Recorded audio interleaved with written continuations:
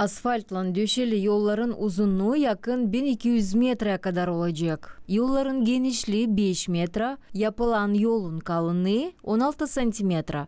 Baurçu'nun primarı Sergey Tukan haberler anne yerindeki nasatın kararından yapılan yollar asfaltlan kavileşecekler.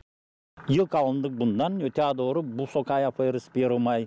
Bizim yanı var bir sokağımız böyle gene asfalt olacak. Bu şibonkadan beli varyanttan önce diyeceğiz. Biz ondan kaçayız çünkü faydasız. Onu biz bugün koyarız. Yarın yağmur yağdıkça onunla hepsi gidiyor çukura.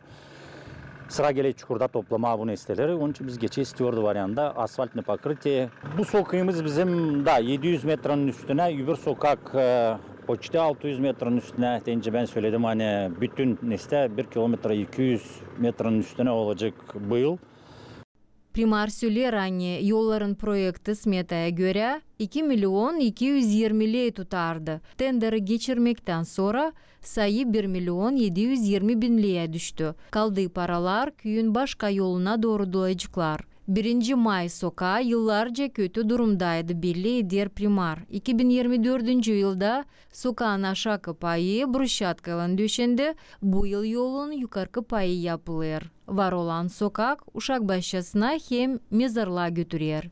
Именно bu yolda bizim burada uşak başçası ikinci numara buradan geçmeye diyeni bizde kim getirerdi yemek uşak başçasına diyeni buradan istemerdiler maşinalarla uca gezmeye çünkü çok pek prost kötü yolumuzdu. Düzücülük kampanyasının injineri Piotr Bıtırnak yolun teknolojiye tarafından sırasını açıkladı. Было разлегление, выровнение площади. Yolları kabardık, doğrulttuk. Şimdi iri şibonkayı döşeriz, sonra ta ufak taşları döşeyeceğiz. Neden sonra 6 santimetre asfalt döşenecek. Потом уже покрытие из асфальта на 0,6 сантиметров. Köyün yaşayanları sayırlar anne yollar çoktan lazımdı yapılsınlar.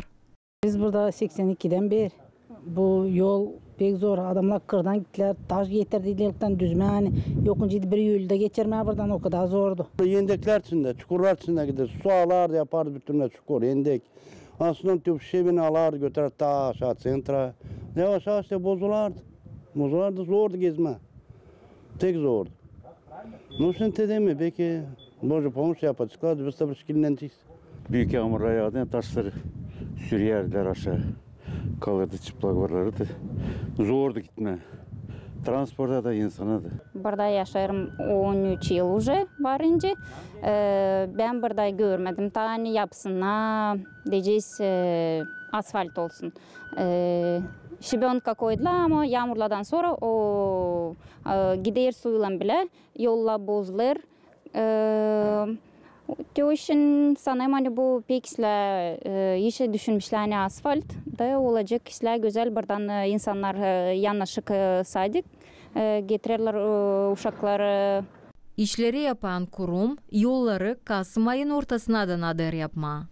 Svetlana Dimitroglu, Sergey Georgiev, Irina Rezunets, GRT Haberler.